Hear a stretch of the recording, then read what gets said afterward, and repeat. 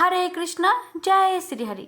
प्यारे भक्तों, रसपान करेंगे बैसाख महात्म्य की 8वें दिन की कथा। भक्तों, आज है 20 अप्रैल 2025 दिन रविवार। पंचांग के अनुसार बैसाख कृष्ण पक्ष की सप्तमी तिथि है, जो शाम 7:01 तक रहेगी। इसके बाद अष्टमी तिथि का आरंभ होगा, जो 21 अप्रैल 2025 सोमवार को शाम 6:58 तक रहेगी। रसपान करिए आज की महात्म्य कथा। नारद जी ने भगवान विष्णु से पूछा, हे प्रभु, बैसाख महीने में जो पुण्य काम बताए गए हैं उन सब का फल क्या होता है? कृपया मुझे विस्तार से बताइए। भगवान श्री हरि ने उत्तर दिया, हे नारद, बैसाख मास में किया गया कोई भी पुण्य कार्य जैसे स्नान, व्रत, दान, जप 1000 गुना फल देता है। इस मास में जो व्यक्ति सूर्योदय से पहले स्नान करता है वह समस्त पापों से मुक्त हो जाता है।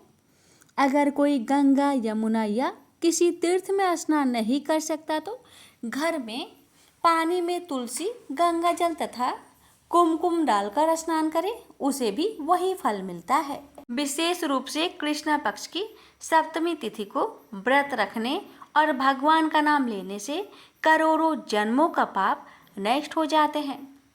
जो इस दिन गाय को हरा चारा, ब्राह्मण को अन्न या वस्त्र या किसी गरीब को पानी से भरा घड़ा दान करता है, वह स्वर्ग में स्थान पाता है। हे नारद, मैं स्वयं उस भक्त के घर में निवास करता हूँ जो श्रद्धा से बैसाख मास का पालन करता है। अब सुनेंगे आज की बैसाख महात्म्य की पावन कथा। भक्तों, मिथिलापति ने पूछा, ब्राह्मण, जब बैसाख मास के धर्म अतिशय सुलभ पुण्य राशि प्रदान करने वाले भगवान विष्णु के लिए प्रीतिकारक चारों पुरुषार्थों की तत्काल सिद्धि करने वाले सनातन और वेदोक्त है, सब संसार में उनकी प्रसिद्धि कैसे नहीं हुई? श्री सूत देव जी ने कहा, राजन, इस पृथ्वी पर लौकिक कामना रखने वाले ही मनुष्य अधिक है। उनमें से कुछ राजस और कुछ तामस है। वे लोग इस संसार के भोगों तथा पुत्र पौत्र आदि संपदाओं की ही अभिलाषा रखते हैं। कहीं किसी प्रकार कभी बड़ी कठिनाई से कोई एक मनुष्य ऐसा मिलता है जो स्वर्ग लोक के लिए प्रयत्न करता है और इसलिए वह यज्ञ आदि पुण्य कर्मों का अनुष्ठान बड़े प्रयत्न से करता है, परंतु मोक्ष की उपासना प्राय कोई नहीं करता। तुच्छ आशाएं लेकर बहुत से कर्मों का आयोजन करने वाले लोग प्राय काम्य कर्मों के ही उपासक है। यही कारण है कि संसार में राजस और तामस धर्म अधिक विख्यात हो गया है, परंतु स्वास्थविक धर्मों की प्रसिद्धि नहीं हुई। ये स्वास्तिक धर्म में भगवान विष्णु को प्रसन्न करने वाले हैं, निष्काम भाव से किए जाते हैं और इहलोक तथा परलोक में सुख प्रदान करते हैं। देव माया से मोहित होने के कारण मूर्ख मनुष्य इन धर्मों को जानते ही नहीं है। पूर्व काल की बात है, काशीपुर में कीर्तिमान नाम से विख्यात एक चक्रवर्ती राजा थे। वे इक्ष्वाकु वंश के भूषण तथा महाराज मृग के पुत्र थे। संसार में उनका बड़ा यश था। वे अपने इंद्रियों पर और क्रोध पर विजय पा चुके थे। ब्राह्मणों के प्रति उनमें मन में बड़ी भक्ति थी। राजाओं में उनका स्थान बहुत ऊंचा था। एक दिन वे मृगया में आसक्त होकर महर्षि वशिष्ठ के आश्रम पर आए। बैसाख की चिलचिलाती हुई धूप में यात्रा करते हुए राजा ने मार्ग में देखा, महात्मा वशिष्ठ के शिष्य जगह जगह अनेक प्रकार के कार्यों में विशेष तत्परता के साथ संलग्न थे। वे कहीं पौशाला बनवाते थे और कहीं छाया मंडप, किनारे पर झरनों के जल को रोककर स्वच्छ जल बावली बनाते थे। कहीं वृक्षों के नीचे बैठे हुए लोगों को वे पंखा डुलाकर हवा करते थे, कहीं ऊख देते, कहीं सुगंधित पदार्थ भेंट करते और कहीं फल देते थे। दोपहर में लोगों को छाता देते और संध्या के समय शरबत। कोई शिष्य घनी छाया वाले वन में झाड़ बुहार कर साफ किया हुआ आश्रम के प्रांगणों में हितकारक बालूका बिछाते थे और कुछ लोग वृक्षों की शाखा में झूला लटकाते थे। उन्हें देखकर राजा ने पूछा, आप लोग कौन हैं? उन्होंने उत्तर दिया, हम लोग महर्षि वशिष्ठ के शिष्य हैं। राजा ने पूछा, ये सब क्या हो रहा है? वे बोले, ये वैशाख मास में कर्तव्य रूप से बताए गए धर्म हैं, जो धर्म अर्थ काम मोक्ष चारों पुरुषार्थों के साधक है। हम लोग गुरुदेव वशिष्ठ की आज्ञा से इन धर्मों का पालन करते हैं। राजा ने पुनः पूछा, इनके अनुष्ठान से मनुष्य को कौन सा फल मिलता है? किस देवता की प्रसन्नता होती है? उन्होंने उत्तर दिया, हमें इस समय यह बताने के लिए अवकाश नहीं है। आप गुरु जी से ही यथोचित प्रश्न कीजिए। वे महायशस्वी महर्षि इन धर्मों को यथार्थ रूप से जानते हैं। शिष्यों से ऐसा उत्तर पाकर राजा शीघ्र ही महर्षि वशिष्ठ के पवित्र आश्रम पर, जो विद्या और योग शक्ति से संपन्न था, गए। राजा को आते देख महर्षि वशिष्ठ मन ही मन बड़े प्रसन्न हुए। उन्होंने सेवकों सहित महात्मा राजा का विधि पूर्वक आतिथ्य सत्कार किया। जब वे आराम से बैठ गए, तब गुरु वशिष्ठ से प्रसन्नता पूर्वक बोले, हे भगवान, मैंने मार्ग में आपके शिष्यों द्वारा परम आश्चर्यमयी शुभ कर्मों अनुष्ठान होते देखा है, किंतु उसके संबंध में जब प्रश्न किया तब उन्होंने दूसरी कोई बात न बताकर आपके पास जाने की आज्ञा दी। उनकी आज्ञा के अनुसार मैं इस समय आपके समीप आया हूं। मेरे मन में उन धर्मों को सुनने की बड़ी इच्छा है, अतः आप मुझसे उसका वर्णन करें। तब महायशस्वी वशिष्ठ जी ने प्रसन्नता पूर्वक कहा, राजन, तुम्हारी बुद्धि को उत्तम शिक्षा मिली है, अतः उसने यह उत्तम निश्चय किया है, भगवान विष्णु की कथा के श्रवण और भागवत कर्मों के अनुष्ठानों में जो तुम्हारी बुद्धि की आत्यंतिक प्रवृत्ति हुई है, यह तुम्हारे किसी पुण्य का ही फल है, जिसने वैशाख मास में बताए हुए महाधर्मों के द्वारा भगवान श्री हरि की आराधना की है। उसके उन धर्मों से भगवान बहुत संतुष्ट होते हैं और उसे मनोवांछित वस्तु प्रदान करते हैं। संपूर्ण जगत के स्वामी भगवान लक्ष्मीपति समस्त पाप राशि का विनाश करने वाले हैं। वे सूक्ष्म धर्मों से प्रसन्न होते हैं, केवल परिश्रम और धन से नहीं। भगवान विष्णु भक्ति से पूजित होने पर अभीष्ट वस्तु प्रदान करते हैं। इसलिए सदा भगवान विष्णु की भक्ति करनी चाहिए। जगदीश्वर श्री हरि जल से भी पूजा करने पर अशेष कलेश का नाश करते और शीघ्र प्रसन्न होते हैं।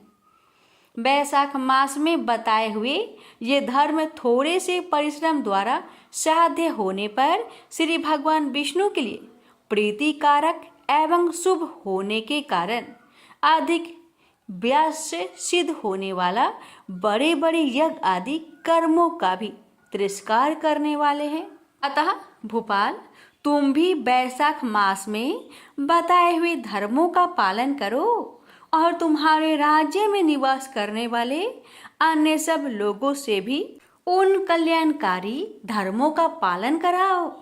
इस प्रकार से वैशाख धर्म के पालन की आवश्यकता को शास्त्रों और युक्तियों से भली भांति सिद्ध करके वशिष्ठ जी ने वैशाख मास के सब धर्मों का राजा के समक्ष वर्णन किया। उन सब धर्मों को सुनकर राजा ने गुरु का भक्ति भाव से पूजन किया और घर आकर वे सब धर्मों का विधि पूर्वक पालन करने लगे। देवाधिदेव भगवान विष्णु में भक्ति रखते हुए राजा कीर्तिमान देवेश्वर पद्मनाभ के अतिरिक्त और किसी देवता को नहीं देखते थे। उन्होंने हाथी की पीठ पर नगारा रखकर सिपाहियों से अपने राज्य भर में डंके की चोट यह घोषणा करा दी कि मेरे राज्य में जो 8 वर्ष से अधिक की आयु वाला मनुष्य है, उसकी आयु जब तक 80 वर्ष की ना हो जाए तब तक मेष राशि में सूर्य के स्थित होने पर यदि वह प्रातः स्नान नहीं करेगा तो मेरे द्वारा दंडनीय, बद्ध तथा राज्य से निकाल देने योग्य समझा जाएगा। यह मेरा निश्चित आदेश है। पिता, पुत्र, पत्नी अथवा सुहृद जो कोई भी वैशाख धर्म का पालन नहीं करेगा वह चोर की भांति दंड का पात्र समझा जाएगा। प्रातःकाल शुभ जल में स्नान करके श्रेष्ठ ब्राह्मणों को दान करना चाहिए। तुम सब लोग अपनी शक्ति के अनुसार पौशाला और दान आदि धर्मों का आचरण करो। राजा कीर्तिमान ने प्रत्येक ग्राम में धर्म का उपदेश कराने वाले एक एक ब्राह्मणों को बसाया।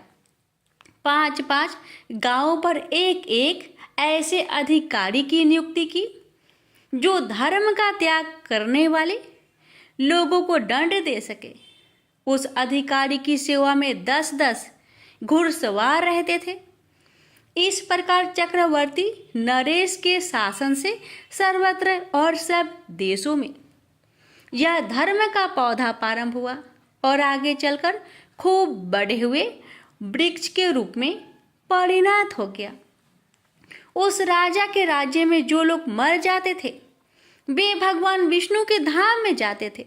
वहां के मनुष्य को विष्णु लोक की प्राप्ति निश्चित थी। एक बार भी वैशाख स्नान कर लेने से मनुष्य यमराज के पास नहीं जाता।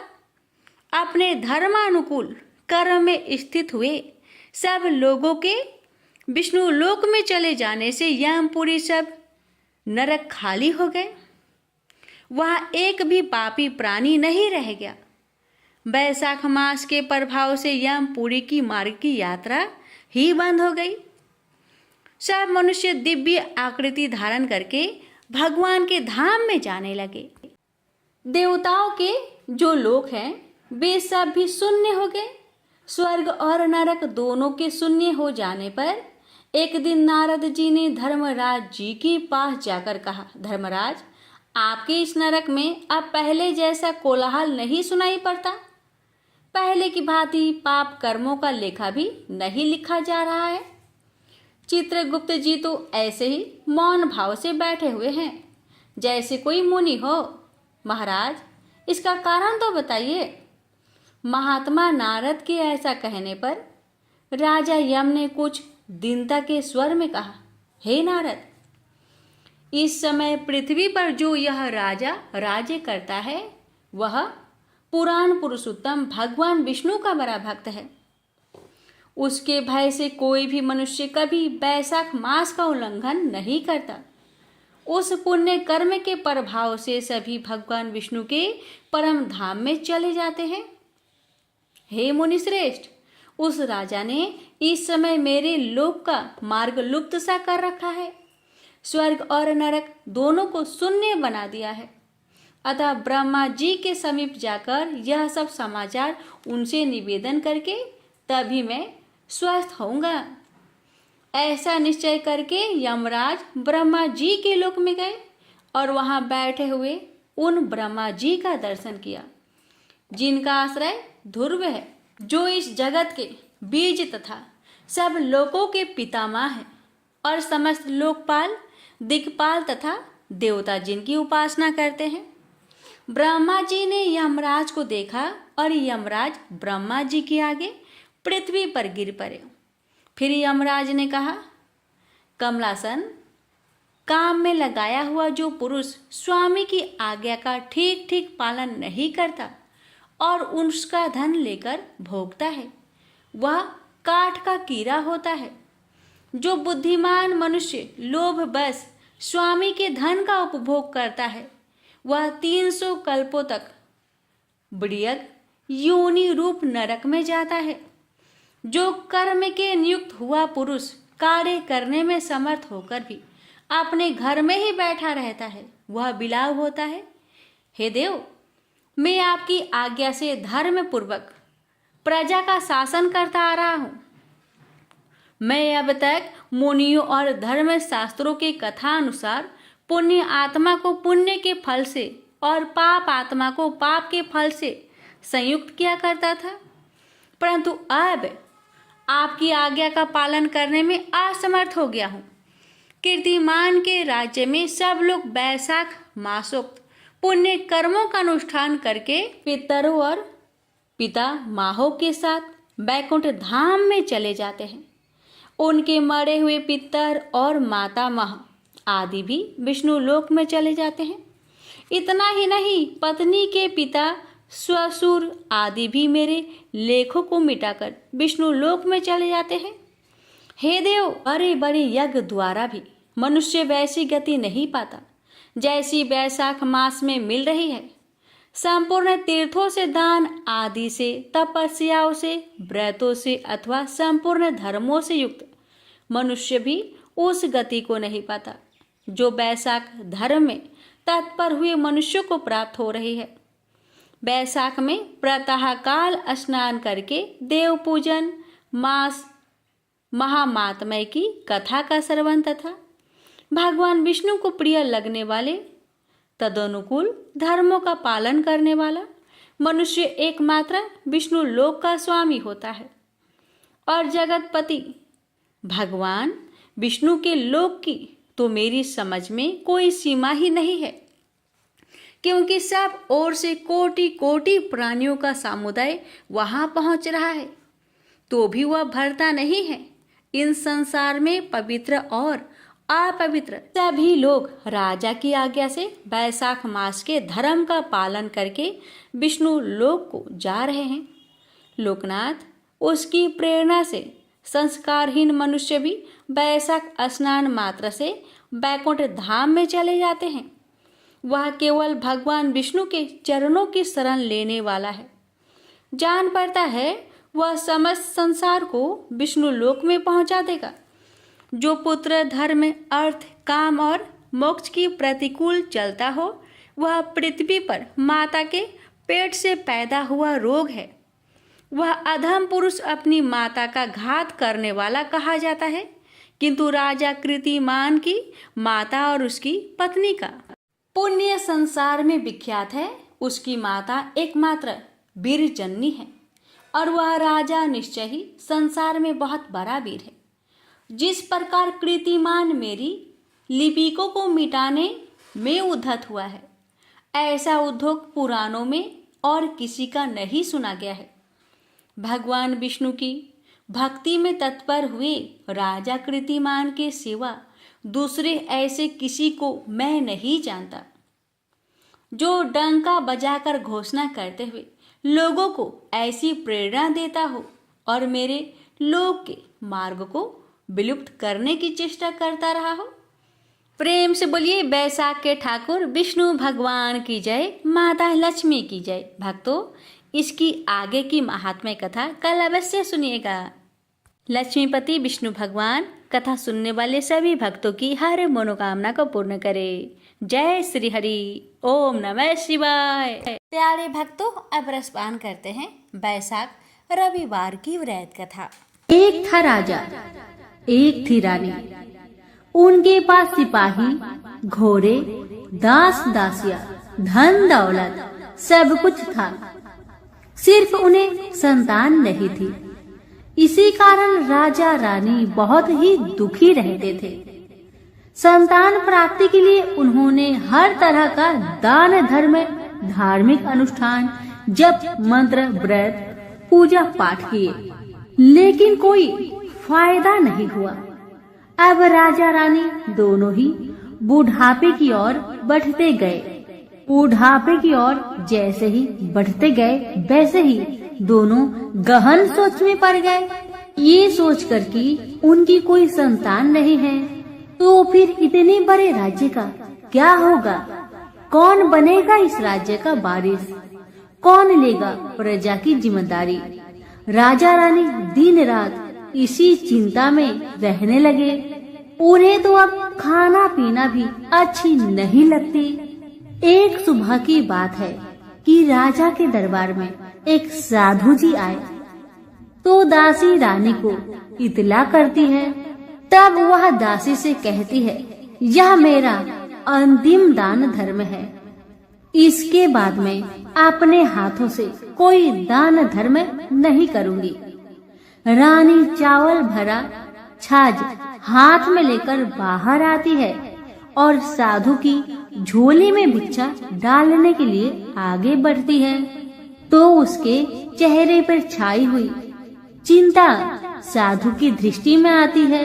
वह पूछते हैं, क्या बात है रानी साहिबा, क्या हुआ है, आप इतनी चिंतित और उदास क्यों हैं? तब रानी ने साधु महाराज को अपनी सारी व्यथा सुनाई और सिसकने लगती है। उस पर वह साधु कुछ पल गंभीर हो जाते हैं और कहते हैं, चिंता मत करना रानी साहिबा, आपकी संतान होगी, आपकी इच्छा पूरी हो जाएगी, चिंता ना करें। आपकी कोख से एक पुत्र जन्म लेगा, मात्र वह 14 साल तक ही आप लोगों को मिलेगा। उसके आगे वह इस मृत्यु लोक में नहीं रह पाएगा। इससे बढ़कर आपको कुछ देना मेरे लिए संभव नहीं है। अपनी बात पूरी करते उसने अपनी झोली में हाथ डाला, थोड़ी सी भाभूत निकालकर रानी को दे दी और कहा, आप और महाराज दोनों इसे बांटकर ग्रहण करना, आपको जल्दी ही पुत्र प्राप्ति होगी। इतना कहकर साधु अपनी राह में चले गए। उनके जाने के बाद रानी सोचने लगी, 14 साल तो 14 साल ही सही, उतने समय के लिए हमें पुत्र तो मिलेगा, यही काफी है। उतने साल तक मैं उसे जी जान से बड़ा करूंगी, उसे ढेर सारा लाड़ दुलार करूंगी, अपनी संतान की हर मुरादे को पूरी करूंगी। उस रात अपना सारा राजकाज खत्म करके राजा जब रानी के महल में गए तो रानी ने क्या किया कि राजा को सारी बात बताई जो साधु जी ने उन्हें बताया था। रानी ने साधु की दी भभूत राजा को दिखाकर बोली, साधु महाराज ने यह भभूत हम दोनों को ग्रहण करने को कहा है। राजा बोले, इतना दान धर्म किया, जब तब किया, कोई फल नहीं मिला, अब इस भभूत से हमें संतान प्राप्ति होगी, ऐसा है क्या? उस पर रानी बोली, जब इतना सब कुछ किया तो अब यह भी सही करके देख लेते हैं। अब बेमतलब की उस साधु के क्रोध को क्यों हम बुलावा दे। राजा को अब किसी पर विश्वास नहीं था, लेकिन पत्नी को दुख न पहुँचे इसलिए वह राजी हो गए। राजा राजी हो गया तो फिर क्या होता है कि राजा रानी दोनों नहाते धोआते हैं, फिर अपने अपने भगवान का स्मरण करते हैं, अपने पुरखों को स्मरण करते हैं और उस साधु महाराज का नाम स्मरण करके वह भभूत बांटकर दोनों खाते हैं। उसके बाद दोनों निश्चिंत होकर सो जाते हैं। तो कुछ दिन गुजर जाते हैं और साधु द्वारा कहे अनुसार रानी गर्भवती हो जाती है। उस पर राजा रानी दोनों की खुशी का गमन नहीं समाती। राजा रानी से बोला, महारानी सचमुच साधु महाराज की कृपा हो गई। समय बीतते गया, 9 महीना पूरा हो गया तो रानी ने एक सुंदर गोरे पुत्र को जन्म दिया। राजा ने बड़ी धूमधाम से पुत्र का नामकरण किया। सारे राज्य में 8 दिन तक अन्य सत्पर्ण रखा, उत्सव मनाया गया। अब पुत्र की कुंडली देखने के लिए राज्य के सबसे विद्वान पंडित जी को बुलाया। पंडित जी आते ही कुंडली देखकर बड़े चिंतित में पड़ गए और कहने लगे, महाराज, हमारा राजपुत्र सिर्फ 14 साल तक हमारे पास रहेगा। राजा को इस बात की भनक थी ही। रानी को भी साधु महाराज की बात याद थी। दोनों पति पत्नी चुपचाप रहते हैं। उसके बाद राजा और रानी बड़े लाड़ प्यार से बेटे की परवरिश करते हैं, उसकी हर ख्वाहिश पूरी करते हैं। थोड़े समय के लिए ही सही, भगवान ने संतान की अपनी मुरादें पूरी कर दी। इसे वे समाधान मानते थे। राजपुत्र दिन प्रतिदिन बड़ा होता है। जब वह 7 साल का हो जाता है तो राजा एक अच्छे गुरु की नियुक्ति करके उसे पढ़ाई लिखाई, राजशास्त्र, शास्त्र विद्या, घोड़सवारी इत्यादि 12 विद्याओं का शिक्षण देते हैं। जब वह सब शास्त्र विद्या में पारंगत हो जाता है और 12 साल की उम्र का हो जाता है, तब एक अच्छी सी राजकन्या खोजकर उसकी शादी कर दिया गया। शादी के 2 साल बीत जाते हैं। बेटा 14 साल का हो जाता है। एक दिन राजपुत्र राजा से बोला, पिताजी, मैं अपना सारा राज्य घूमकर देखना चाहता हूँ। आज तक मैंने सिर्फ इस राजबाड़े के अतिरिक्त कुछ नहीं देखा है। बेटे की बात सुनकर राजा बड़ी चिंतित हुए, क्योंकि पुत्र को 14वां साल शुरू हो गया था। अब कोई अनहोनी होने का वक्त नजदीक आ पहुंचा था, लेकिन राजा ये सब बातें पुत्र को बता नहीं सकता था। वह क्या करता है कि चेहरे पर खुशी लाकर बेटे से कहता है, हाँ हाँ जरूर जाओ बेटा, जरूर। तुम्हें अपना सारा राज्य घूमकर देखना चाहिए। कहाँ क्या है ये सब जानना चाहिए। कल तो मेरे बाद तुम ही को राजा बनना है। मात्र एक बात का ध्यान रखे कि तुम जहाँ जा रहे हो, क्या कर रहे हो, क्या बात अपनी पत्नी को नहीं बताना। पुत्र ने कहा, ठीक है पिताजी, आपने जो कहा है मैं वैसा ही करूँगा। तो होता है ये कि राजपुत्र दिन भर अपने पत्नी के साथ मौज मस्ती करता है, खुशियाँ मनाता है और रात को ठीक 12 बजे बिस्तर से उठकर बाहर चला जाता है। फिर पौ फटने से पहले वापस अपने महल में आकर सो जाता है। ऐसे बहुत दिनों तक चलता रहा। अब पुत्र का 14वां साल खत्म होने में कुछ दिन ही बाकी रहते हैं। इतने में ये होता है कि उसकी पत्नी यानी छोटी रानी रात में जाग जाती है। वह देखती है कि बिस्तर पर राजपुत्र नहीं है। वह महल में सब जगह देखती है तो राजपुत्र कहीं भी नजर नहीं आते। तो ये बात वह किससे कहेगी और क्या करेगी। बेचारी चुपचाप रहती है।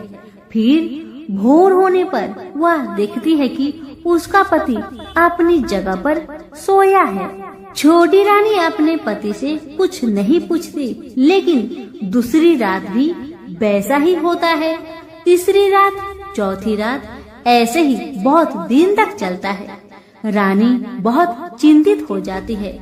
पति रात को जाता कहाँ है, किससे मिलने जाता है। छोटी रानी के मन में ढेर सारी सवाल उमड़ जाते हैं, लेकिन छोटी रानी को राजकुमार से सवाल करने में डर लगता था। शायद उसका पति गुस्सा हो बैठे।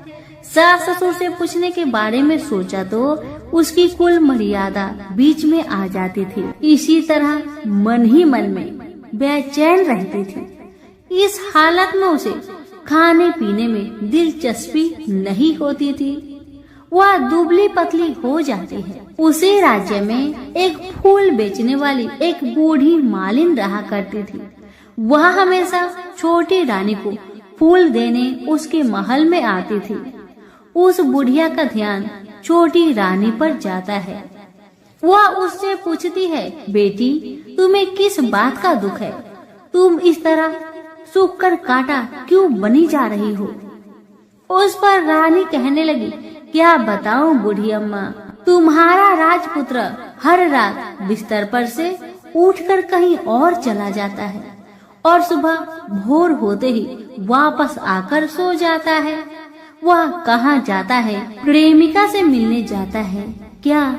यह सोचकर मैं अन्य जल ग्रहण नहीं कर पाती और सूख सूख कर इस तरह कांटा बन गई हूँ। बुढ़िया सब बात सुनकर उसे एक उपाय बताती है और कहती है, बेटी तुम ऐसा ही करना, आज रात तुम सोना मत, उसके पीछे जाकर देखना कि वह कहाँ जाता है, क्या करता है, उसकी अच्छी तरह से पहरेदारी करना।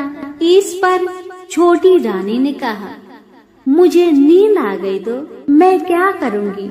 तब बूढ़ी अम्बा ने कहा, तुम्हें नींद न आए इसलिए एक काम करना, अपने बाएं हाथ की उंगली में एक जख्म करना, उस पर थोड़ी सी मिर्च छिड़कना, उससे तुम्हें बड़ी जलन होगी और उस पीड़ा से तुम्हें रात भर नींद नहीं आएगी। रानी बुढ़िया के कहे अनुसार करती है। उंगली की जलन से उसे बड़ी देर तक नींद नहीं आती, लेकिन बाद में वह सो जाती है। दूसरे दिन सुबह बुढ़िया फूल लेकर उसके महल में पहुंचती है और पूछती है, क्या हुआ बेटी, देख पाई क्या तुम्हारा पति कहाँ जाता है? रानी कहने लगी, नहीं अम्मा, पहले कुछ समय जलन के कारण मुझे नींद नहीं आई, पर कुछ देर पश्चात मैं सो गई थी। बुढ़िया कहने लगी, कोई बात नहीं, आज तुम उंगली पर पहले से थोड़ा ज्यादा जख्म करना और ज्यादा मिर्च लगाना। बूढ़ी अम्मा के कहे अनुसार छोटी रानी ने वैसा ही किया, परंतु वह सिर्फ पति के बिस्तर से उठकर बाहर निकलते वक्त जाग पाई थी। वह उसके पीछे नहीं जा सकी क्योंकि उसकी आंखें उस समय तक मुद गई थी। दूसरे दिन सुबह बूढ़ी अम्मा आई तो उसने पूछने से पहले ही छोटी रानी ने बूढ़ी अम्मा को रोककर कहा, अम्मा, मैं आज भी उनकी पहरेदारी ठीक तरह नहीं कर पाई। बुढ़िया कहती है, रोना नहीं बेटी, सब कुछ ठीक हो जाएगा। तुम आज रात जख्म और बड़ा करना और उस पर ज्यादा से ज्यादा मिर्च छिड़कना। और एक काम करना बेटी, वह जब जाने के लिए निकलता है तो उसका रास्ता रोकना। बुढ़िया ने जैसा बताया रानी ने वैसा ही किया। आज रात उसे नींद नहीं आती। अब जैसे ही रात के 12 बजे राजकुमार बिस्तर से उठकर जब महल से निकलने लगे तो बुढ़िया के कहे अनुसार रानी ने वैसा ही किया। दौड़कर जाकर अपने पति का रास्ता रोककर कहने लगी कि कहाँ जा रहे हो, किससे मिलने जा रहे हो, मुझे बताओ। राजपुत्र उसे समझाने की बहुत कोशिश करता है। देखो, अगर मैंने तुम्हें वह बताया तो मैं तुम्हें दोबारा नहीं मिल पाऊंगा। पत्नी कहने लगी, कोई बात नहीं, न मिल पाओ, लेकिन आप रात के समय कहाँ जाते हो ये मुझे पहले बताओ। अब राजपुत्र निरुपाय हो जाता है। पत्नी की जिद के आगे उसकी एक नहीं चल पाती। ठीक उसी समय उसका 14वां साल खत्म होकर 15वां साल लगने वाला था। जो होता है वह हो जाने दो, वह सोचता है। कुछ चावल मंत्रों से सिद्ध करके पत्नी को देकर कहता है, इन चावलों के दानों को दोनों हाथों की मुट्ठी में पकड़ना। पहले दाएं हाथ में पकड़े चावल मेरे ऊपर फेंकना, मैं कौन हूँ तुम्हें पता चल जाएगा। बाद में बाएं हाथ में पकड़े चावल मेरे ऊपर फेंकना, मैं जैसा था तुम्हें मिल जाऊंगा। लेकिन यदि तुम बाएं हाथ के चावल मेरे ऊपर फेंकना भूल गई तो मैं तुम्हें कभी नहीं मिल पाऊंगा। राजकुमारी ने कहा, मैं नहीं भूलूंगी। रानी बड़े आत्मविश्वास के साथ कहकर दाएं हाथ में पकड़े चावल पति के ऊपर फेंक दिया तो राजपुत्र एकदम एक विशाल घोड़ा बन जाता है। एकदम उद्यमा सफेद गर्दन पर लंबी आयल, देखते देखते वह तेजी से दौड़ने लगता है। रानी उस घोड़े को एकदम आश्चर्य से देखने लगती है। और पति ने बाएं हाथ के चावल फेंकने की जो बात कही थी वह भूल जाती है। उसकी आंखों के सामने घोड़ा महल से बाहर निकलकर चला गया। घोड़ा जो महल से बाहर गया तो वह वापस नहीं आया। अब रानी को बड़ा पश्चाताप हुआ। वह स्वयं को कोसने लगी, लेकिन अब कोई फायदा नहीं होने वाला था। राजपुत्र अब वापस नहीं आने वाला था। सुबह होते ही महाराजा महारानी को सब बात पता चली। उन्हें बहुत दुख हुआ। वे बिस्तर पकड़ते हैं और राह देखते हैं कि एक दिन उनका बेटा वापस आ जाए। इस तरह 1 महीना गुजरा, 2 महीने गुजरे, 3 महीने गुजरे, आखिर 6 महीने पूरे हुए। राजपुत्र का कोई आता पता नहीं लगा। प्रधान राजपुत्र को ढूंढने के लिए राज्य के गांव-गांव सिपाही भेजा गया, लेकिन उन्हें कोई सफलता नहीं मिली। इधर रानी अपनी हठ के कारण पति गायब हो गया, यह सोचकर स्वयं को मन ही मन कोसती रही और प्रण लेती है कि कुछ भी करके पति को ढूंढ लाएगी और उसे वापस घर ले आएगी। एक दिन वह सुबह उठकर सास ससुर के महल में जाती है और कहती है कि मैं अपने पति की खोज में जा रही हूँ। महाराजा महारानी को और क्या चाहिए था, बस उनका बेटा उन्हें वापस मिल जाए। बहू को उन्होंने अनुमति दे दी और कहा कि बेटी तुम्हें जहाँ जाना है जाओ, जो करना है करो, पर मेरा बेटा को लेकर ही वापस आना। भगवान तुम्हें कामयाबी दे। अब रानी क्या करती है कि अपना शाही भेष बदलकर एक सेठानी बन जाती है। कुछ दास दासियों को, कुछ नौकरों को साथ में लिया, कुछ सामान साथ लिया और राज्य की सीमा पर जाकर वहाँ एक भोजनालय खोल दिया। वह आने वाले सब यात्रियों को खाना मुफ्त में देने लगी। मात्र एक शर्त रखी कि खाने वालों को उसकी देखी कोई अजीब चीज उसकी मालकिन को यानी राजकन्या को बतानी पड़ेगी। तो वहाँ आने वाला हर नागरिक अपनी तरफ से मैंने यह देखा, मैंने वह देखा कहकर वहाँ से मुफ्त खाना खाकर जाता था। परंतु रानी को जो बात चाहिए थी वह अब तक किसी से नहीं मिली थी। ऐसे ही कुछ दिन बीत गया तो इधर होता है कि रानी के महल फूल लेकर जाने वाली बुढ़िया के एक बेटा और बहू थे। उनका एक छोटा बेटा था, यानी बुढ़िया का एक पोता था। बेटा और बहू सुबह काम के लिए निकलते थे तो पोते को संभालने की जिम्मेदारियां बुढ़िया पर रहती थी। बुढ़िया दिन भर पोते को संभालती थी। एक दिन होता है कि बुढ़िया को पान खाने की आदत थी, तो पान खाने के लिए चूना चाहिए था। बुढ़िया उसे तैयार करने के लिए सीपियाँ लेकर आई। इन सीपियों भूनने के लिए गोबर के कंडे चाहिए थे। कंडे इकट्ठा करने के लिए वह बांस की टोकरी लेकर चरवाहे के मैदान में गई। वहाँ बहुत सारे कंडे थे। उन्हें जमा करते करते उसे घर आने में अंधेरा हो गया।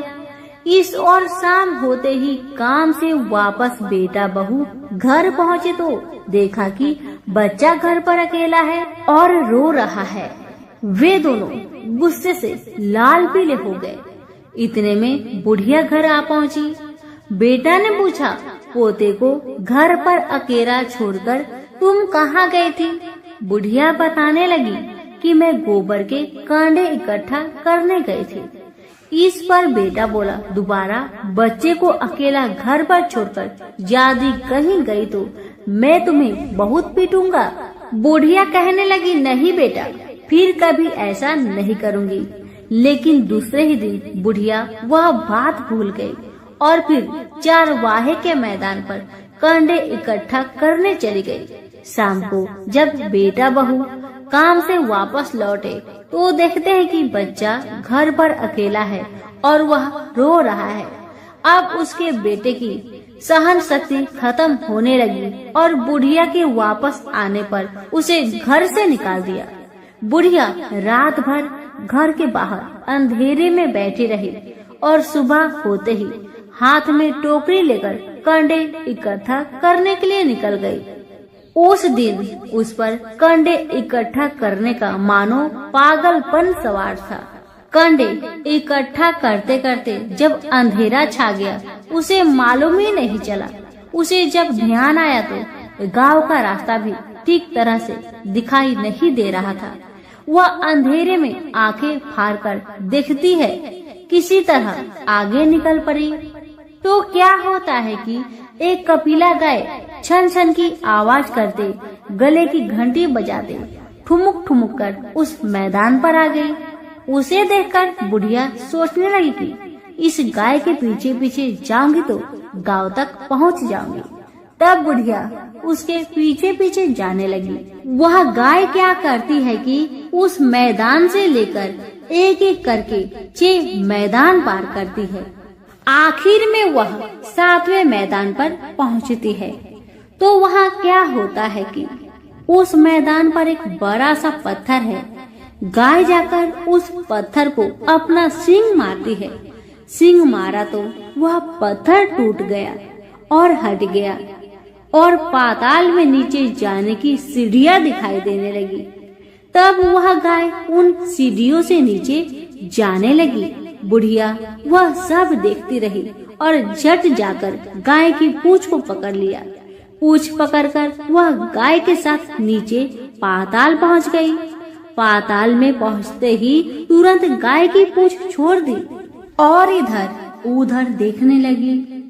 वहीं से बुढ़िया ने देखा कि पाताल में सब जगह जगमगाहट है, दिया दीप जलते हैं और तेज रोशनी गाय के ऊपर पड़ रही है और वहाँ अद्भुत घटनाएं घटने लगी। गाय के नीचे जाते ही उसके गले में अपने आप सांकल पड़ गई और छम छम करके कोई दूधाड़ी में गाय का दूध दोहने लगी।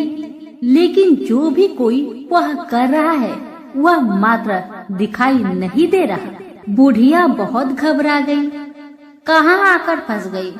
वह सोचने लगी कि और यहाँ वहाँ छिपने के लिए जगह ढूंढने लगी, लेकिन उसे कहीं भी जगह नहीं मिली। हर जगह उजाला ही उजाला था। तो वह जो एक कोने में खड़ी रह गई और जो कुछ सामने हो रहा था उसे चुपचाप देख रही थी। कुछ पल के बाद वहाँ झट से एक उम्दा सफेद घोड़ा आया। वहाँ 2 कुंड थे। उसमें से एक कुंड में उस घोड़े ने छलांग लगाई और ऊपर आ गया। अब उसे राजपुत्र का रूप प्राप्त हो गया। राजपुत्र बनने के बाद उसने दूसरे कुंड के पानी में स्नान किया। वहाँ रखे नए कपड़े पहने। नजदीक ही एक सुंदर पलंग था, उस पर आकर बैठ गया। उसके सामने अपने आप 5 पकवानी की थाली आ गई, दूध की एक प्याली आ गई, 5 सुपारी आ गए। उसके सामने एक दिया जलता रहा।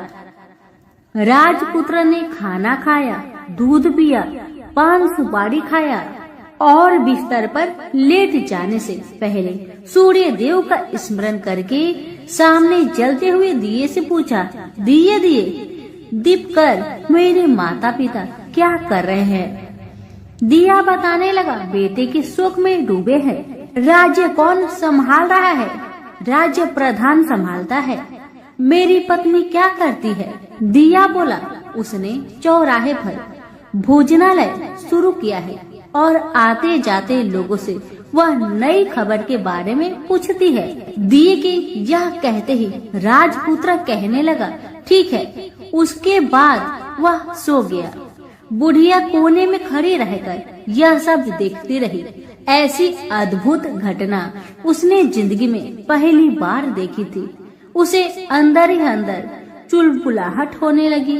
वह अपनी भूख प्यास भूल गई और आगे क्या होता है कि उसे उत्सुकता से देखने लगती है। लेकिन उसके बाद और कुछ घटनाएं नहीं घटती। रात गुजर गई और सुबह हो गई। सुबह होने पर पलंग पर सोया राजपुत्र उठा और फिर से पहले वाले कुंड में छलांग लगाई तो वह फिर से घोड़ा बनकर कुंड से बाहर आ गया। बाहर आते ही वह तेजी से उस पाताल नगरी से बाहर निकल गया, लेकिन वह कहाँ गया बुढ़िया को कुछ पता नहीं चला। उसके बाद पिछली रात की तरह कोई उस गाय का छमछम करके दूध दुहने लगा। जैसे ही दूध दुहाना खत्म हुआ, उसके गले की साकल अपने आप खुल गई और वह गाय तेजी से ऊपर जाने लगी, सीढ़ियाँ की ओर भागने लगी। गाय को दौड़ते देखकर बुढ़िया सोचने लगी, अब गाय के साथ यहाँ से ऊपर जाना ही समझदारी है, नहीं तो कोई मुसीबत आकर मेरे ऊपर टपक जाएगी। झट से उसने गाय की पूंछ पकड़ ली और गाय के साथ ऊपर आ गई। गाय जब ऊपर मैदान में पहुंची तो उस सुरंग का रास्ता अपने आप बंद हो गया और उसके मुख पर एक बड़ा सा पत्थर पूर्ववत खड़ा हो गया। ऊपर आकर वह गाय जंगल की ओर निकल गई तो इधर बुढ़िया एकदम बावली सी हो गई। उसने पाताल नगरी में जो कुछ देखा वह जल्दी से जल्दी किसी को बताने के लिए उतावली हो उठी। उसे एकदम याद आया है कि नगर के सीमा पर कोई औरत भोजनालय चलाती है और नई बात बताने वालों को अच्छा खाना पीना मुफ्त में देती है। वह सोचने लगी कि क्यों न मैं यह बात उस औरत को जाकर बताऊं। यदि उसे यह बात पसंद आ गई तो बाकी जीवन खाने पीने की झंझट से मुक्ति मिलेगी। बुढ़िया ने मन में तय किया और तुरंत उस भोजनालय के द्वार पर टंगे नगाड़े के सामने खड़ी हो गई और जोर जोर से नगाड़ा बजाना शुरू किया।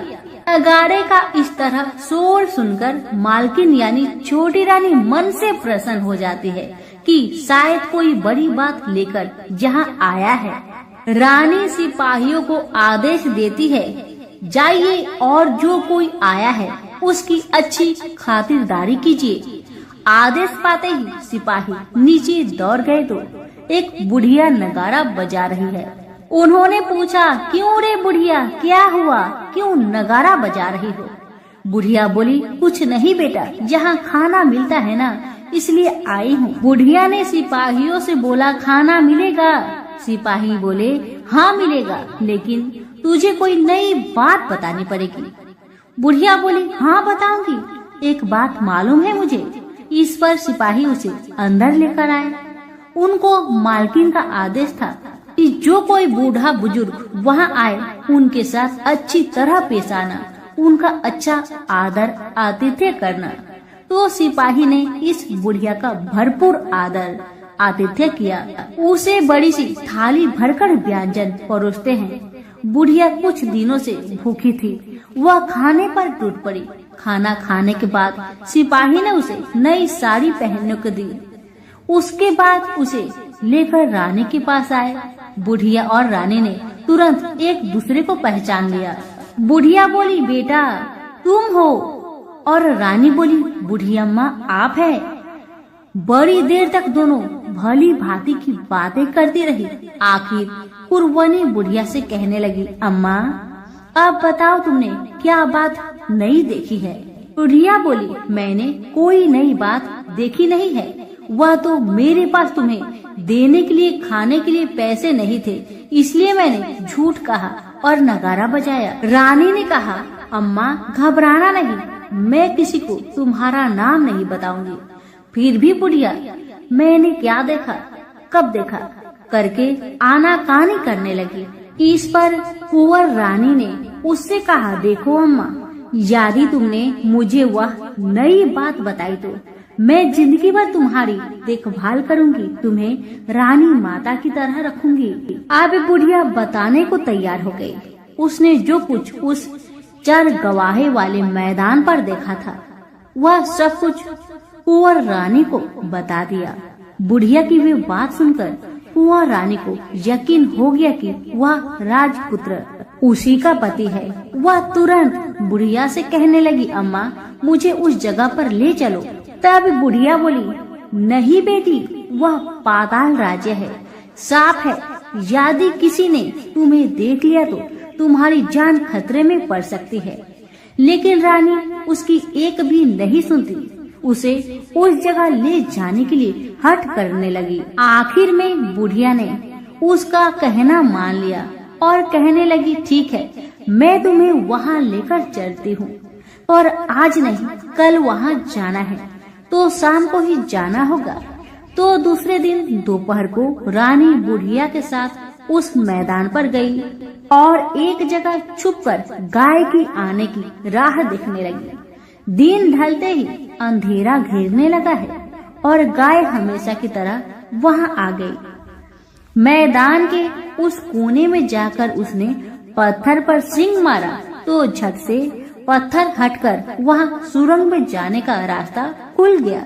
गाय उस रास्ते से नीचे उतरने लगी तो बुढ़िया रानी से कहने लगी, जल्दी आगे बढ़ो बिटिया, हम गाय की पूंछ पकड़कर नीचे उतरेंगे।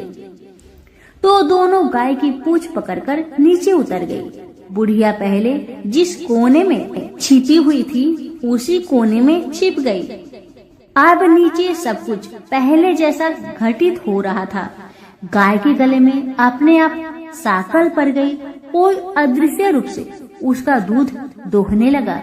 एक सफेद उद्मा घोड़ा ने आकर एक कुंड में छलांग लगाई तो राजपुत्र के रूप में ऊपर आया। वह राजपुत्र दूसरे कुंड में नहाने लगा।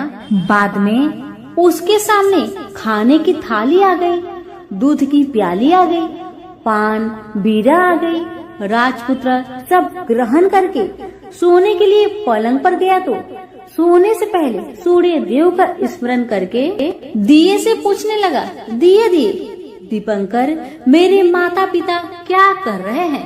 तो दिया कुछ जवाब नहीं दिया, बल्कि वह बुझने लगा है। तब राजपुत्र को कुछ अघटित हुआ। इसका संदेह हो गया कि वह उदास हो गया और जो कुछ हुआ है वह हो जाने दो। ऐसा सोचकर सोने के लिए बिस्तर पर लेट गया। अब रानी का संयम छूट गया। वह दौड़कर पति के पास गई और उसके पैर पकड़ने के लिए आगे बढ़ने लगी। राजपुत्र तुरंत ही पत्नी को पहचान लिया। वह झट से पीछे हट गया और चिल्लाने लगा, नहीं नहीं, मुझे मत छूना, सर्वनाश हो जाएगा। रानी दोनों हाथ जोड़कर पति से अपनी भूल स्वीकार करने लगी। स्वामी, मुझसे भूल हो गई है। मुझे आपसे नहीं पूछना चाहिए था कि आप रात को कहाँ जाते हो। मैं अपनी भूल स्वीकार करती हूँ। मुझे मेरी भूल की सजा मिल गई है। अब आप घर चले।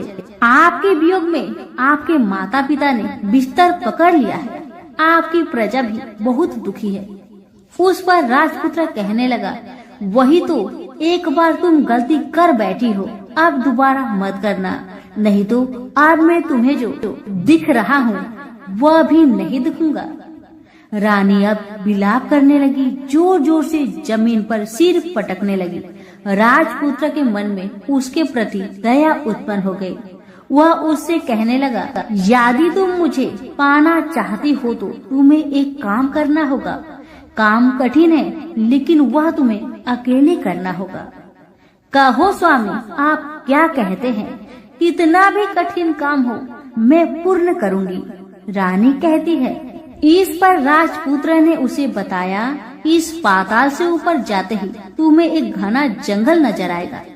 ऐसे 6 जंगल पार करने के पश्चात 7वां जंगल मिलेगा। वह जंगल सबसे घना है। उस जंगल में बीचों बीच एक पीपल का पेड़ है। उसके आसपास की जगह पत्ते, फंदे, जटाई, कांटे इत्यादि से ढक चुकी है। वहाँ बाघ, शेर, भालू, सांप सभी धमा चौकड़ी बैठी है। तुम्हें उन सबको भगाकर वह जगह साफ करनी है। उसकी गोबर से लिताई करके पवित्र बनाना है। रंगोली से सजाना है। उसके बाद वहाँ धूप, कपूर, अगरबत्ती जलानी है। फूल कुमकुम से पेड़ की तने की पूजा करनी है। दूध दही से बने चावल का भोग चढ़ाना है। यह सब तुम्हें दोपहर के 12 बजने के पहले करना होगा। 12 बजने के समय तुम्हें उस जगह पर बैठकर सूर्य भगवान का ध्यान करना होगा। ठीक 12 बजे सूर्य भगवान का रथ वहाँ उतरेगा। वे वह सब देखकर खुश हो जाएंगे और कहेंगे, जिस किसी ने यह सब किया है उसे मैं मनचाहा फल दूंगा। तो तुम सामने जाकर उसके रथ का दाहिना घोड़ा मांगना, मैं तुम्हें मिल जाऊंगा। इतना बात कहकर राजपुत्र अपने पलंग पर सो गया और छोटी रानी भोर होने की राह देखने लगी। भोर होते ही वह बुढ़िया के साथ गाय की पूंछ पकड़कर ऊपर आ गई। ऊपर आने के बाद वह बुढ़िया से कहने लगी, अम्मा अब मैं अकेले ही आगे जाऊंगी, तुम भोजनालय वापस जाओ। वह जंगल में जाकर राजपुत्र की बताई जगह ढूंढने लगी और स्वयं आरी से वह जगह साफ कर दी। बाद में राजपुत्र ने जैसे बताया वैसी लिपाई पुताई करके वापस आ गई। दूसरे दिन पौ फटने से पहले ही और जंगल में उस जगह पहुंची। वहां जाकर इत्र गुलाब का पानी छिड़ककर वह जगह सुगंधित की। धूप अगरबत्ती जलाकर उसे पवित्र किया और पूजा की। सब सामग्री वहां तैयार रखकर सूर्य भगवान का ध्यान करने बैठ गई। जैसे कि पति ने बताया था, दोपहर को ठीक 12 बजे सूर्य भगवान का रथ उस पीपल के पेड़ पर आकर रुका है। सूर्य भगवान ने जब रथ से नीचे देखा तो सुगंधित वातावरण देखकर बहुत खुश हुए और फिर बोले, जिस किसी ने यह काम किया है वह यहाँ आकर मुझसे कुछ भी मांगे, मैं उसे दूंगा।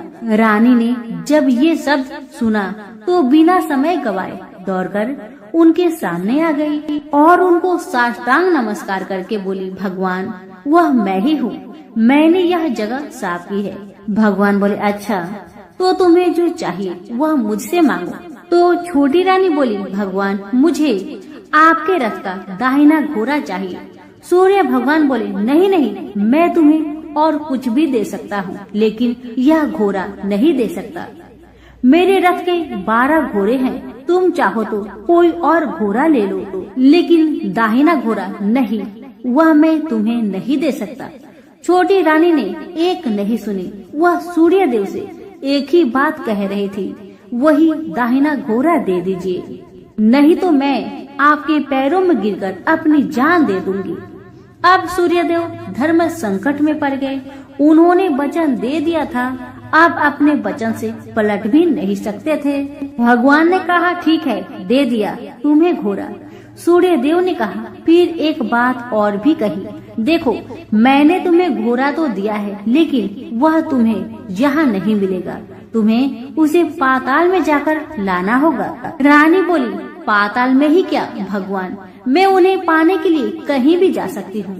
रानी को वचन देकर सूर्यदेव अपने मार्ग से चले गए और इधर रानी जंगल से अपने भोजनालय में आ गई। फिर वह बुढ़िया को लेकर उस मैदान पर आ गई। जल्दी ही शाम हो गई। शाम होते ही वहाँ वह गाय आ गई और उसने सींग मारकर सुरंग का पत्थर हटाया तथा नीचे उतरने लगी। रानी और बुढ़िया जल्दी जल्दी उसकी पूंछ पकड़कर नीचे उतर गए। नीचे पाताल में सब घटनाएं पहले की तरह ही घटने लगी। घोड़े का एक कुंड में नहाकर राजपुत्र बन जाना, नहा धोकर पलंग पर जाकर बैठना, तो उसे खाने की थाली, दूध की प्याली आना, पान पीरा आना। लेकिन आज एक बात नई घटी। आज 2-2 थाली, 2-2 दूध की प्याली, 2-2 पान पीरे उसके सामने आए। वह कुछ नहीं बोला।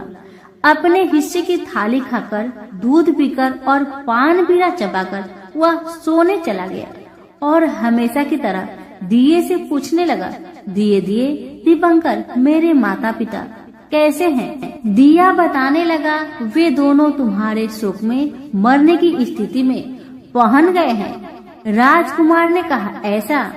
झट से उसकी आंखों से आंसू टपकने लगे। फिर वह पूछने लगा, दिए दिए दीपंकर, मेरा राज्य कौन चला रहा है?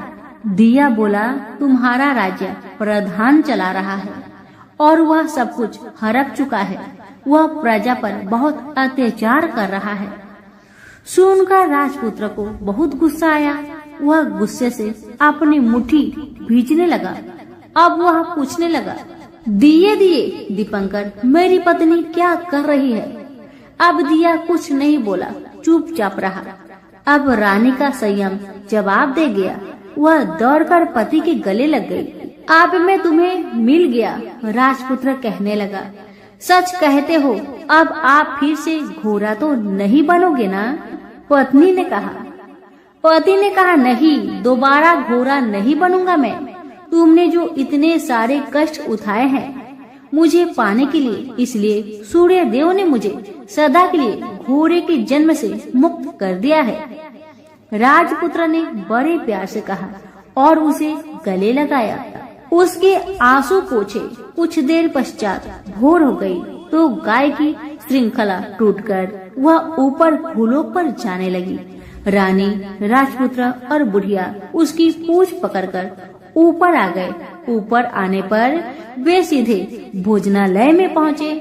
वहाँ का सब सामान लोगों में बांट दिया और उसको ताला लगाकर अपने राज्य में लौट गए। राजपुत्र वापस आता और उसके तेवर देखकर प्रधान घबरा गया। राजपुत्र ने उसे बंदी बनाकर कैद खाने में डाल दिया और राज्य की बागडोर अपने हाथ में ले ली। उसके बाद वह अपने माता पिता को मिलने उनके महल में गया। तब राजपुत्र क्या देखता है कि उसके माता पिता उसके शोक में सिर्फ पंजर बने हुए हैं। पुत्र को वापस आया देखकर मरणासन राजा रानी की आंखों से टप टप आंसू बहने लगे। इन दोनों ने पुत्र को गले लगाया, उसे प्यार से सहलाया।